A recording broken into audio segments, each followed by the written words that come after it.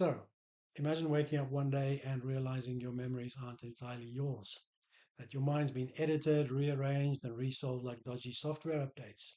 Welcome to the Escher Man, where identity is optional, trauma is transactional, and reality folds in on itself like, well, an Escher painting.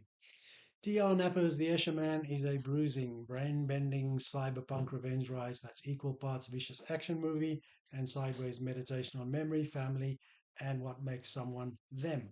If you like your sci fi neon, nasty, and philosophical, buckle up. So, this is Napper's second full length novel after his brilliant debut, 36 Streets.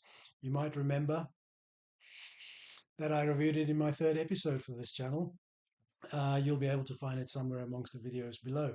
Today I'll try and answer the question of whether the Escher Man measures up or even exceeds the lofty heights set by 36 Streets.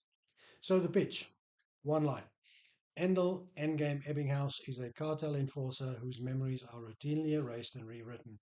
When those patchwork memories start to unravel, he's dragged into a conspiracy that forces him to choose between loyalty, survival, and the chance to get his family back. It's violent, clever, and surprisingly tender in places. So Napa builds a sweaty, neon slick, near future Southeast Asia. Think Rain Street alleys, buzzing drones, and corporate powers that treat consciousness like inventory. The book wears its cyberpunk influences proudly. Think Gibson or Richard Morgan vibes, but adds a distinctly noir street level heart. This is less slick tech liturgy and more teeth and a gun reality. The atmosphere is grimy and kinetic. Napa doesn't waste time philosophizing in comfy armchairs. He makes you feel the grit between the teeth. Let's look at the main characters without trying to spoil the ending. Firstly, Endel Endgame Ebbinghaus, the novel's protagonist, a brutal, efficient enforcer for the Macau syndicate who wakes up every so often with a new set of memories stacked on top of the old. He's violent and dangerous, but Napa layers him with real domestic ache. He's a husband and father trying to hold on to a family that seems to be slipping away. The tension between his monstrous job and his human attachments is this book's emotional engine. Then there's Mr. Long, the mob boss figure who runs the syndicate and for whom Endel works. He's part of the system that treats people's mind as tools. And then there's a supporting cast, a mix of corporate manipulators, memory tech specialists, and hardened criminals who occupy Nappa's morally grey landscape. They're not just set dressing, they complicate Endel's path and force some very difficult choices. So, what does it do well? Firstly, character weight. Endel could have been a one note muscle man, but Nappa gives him nuance. He's a brute with grief, which makes the book's toughest scenes land emotionally. Secondly, pace and structure. The plot moves like a fever dream on a maglev train. Violent set pieces and memory mysteries alternate rapidly, so the book rarely lags. It's relentless but never messy, constantly flipping your expectations without losing its emotional thread. Just when you think you've got a handle on what's real, Nappa yanks the rug out and you're left staring at another impossible staircase of truth and lies. Yet Nappa also finds room for quiet moments that let the emotional stakes sink in.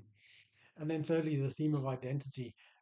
Memory editing as a metaphor for modern commodification of self is handled with teeth. Nappa asks repeatedly, if your memories can be bought, sold, or reprogrammed, who are you?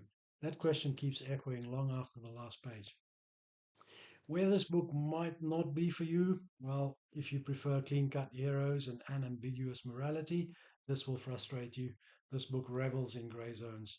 And then, secondly, there are some brutal violent scenes that aren't dainty about the cost of that violence. This is adult, gritty noir. But what makes the Escher Man stand out is how personal it feels. Beneath the gunfights, the memory heists, and the philosophical monologues about identity, it's a story about grief, guilt, and the terrifying question of who you are without your memories. Napper doesn't just write cyberpunk, he writes emotional cyberpunk. Plot highlights without spoiling it. Without ruining the climax, the novel opened with Endel living a compartmentalized life, efficient, brutal, with daily memory resets to keep him useful. When the system around him starts to leak, old memories bleeding through, a job that just feels wrong, and threats to his family, Endel's world folds in on itself. He chases threads through the criminal underworld and corporate towers, trying to stitch together which of his memories are real and which are implanted, all while being hunted by the very industry that profits from erased minds. This book doubles as both a revenge thriller and a detective story in which the protagonist is frustratingly not always a reliable witness to his own past. The ending, well, the resolution is emotionally resonant rather than simply bombastic. Napper closes the loop on Endel's trajectory in a way that feels thematically consistent. The Escher in the title isn't just decorative, the story loops, refracts, and forces you to look at the same stairway from different angles before you see the full pattern. If you want tidy closure, this gives you satisfaction. If you want to be slapped awake by implications about identity and memory, this book will do that too. So, without spoiling the ending, let's just say it's satisfying in that quietly devastating way. It ties back to the title beautifully. Endel's journey loops in on itself like he's been trapped inside his own mental artwork, doomed to climb the same impossible steps over and over until he finally sees the whole picture. So, final verdict, who should read it? Well, pick this up if you love cyberpunk that actually cares about people. If you want noir with a neural tech twist, if you enjoy protagonists who are both dangerous and heartbreakingly human. Napa delivers a visceral, thoughtful, and thoroughly entertaining novel that stays with you long after the lights go down. To address the initial question presented in this video, does it measure up to 36 Streets? For me, the answer is not quite. There are two different stories with two very different protagonists set in similar surroundings. Yet 36 Streets feels grittier, somewhat edgier, with a bit more atmosphere. However, the Escher Man poses more questions about the experiences that make us human. Ultimately, for me, this is a 4.5 star book, while 36 Streets earns that full 5 stars.